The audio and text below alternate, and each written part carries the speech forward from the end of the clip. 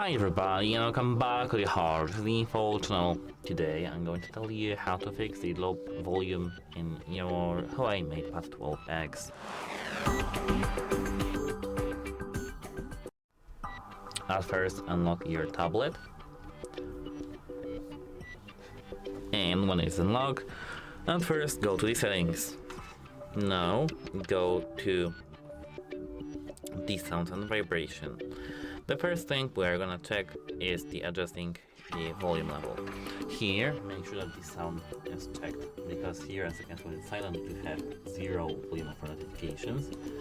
So let me increase it to 100%. And here, increase the music, videos, and the games up to 100% too. Here, alarms, we don't have to have it. We don't have to have it here at 100%, but we can leave it as it is. And as for the sound narration, that's it.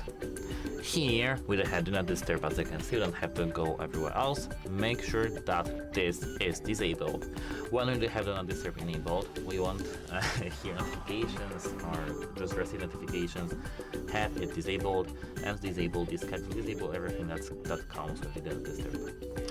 Apart from that, we can clean the microphone port, the speaker port, and or headphone port, of course. It depends on in USB Type-C.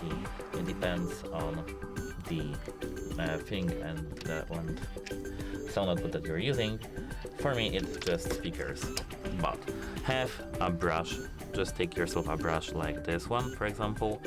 Take here, as you can see, the speakers, and just brush them clearly over here. I don't really recommend to use the alcohol for the speakers. Don't use anything, just brush the speakers carefully. And the same as with the bottom. Here the port, because we may use the headphones at the USB Type-C with the adapter. Just clean it all. This should fix your problem actually, but if it didn't, we can move to the next step, which is going into the settings. Here at the moment I need to just okay, you saw a cut, but I actually was searching for the brush because it fell off my desk. We can continue by opening here the software system and updates and tap software update. Here, if you do have the latest version, that's okay. The only thing you have to do is to just reboot your device, and you should be ready to go. If it doesn't work for you, you have to go to the authorized service and fix your issue. But if you do have the software update your software, because it may fix your audio bugs. And actually, that's it for this video. Goodbye!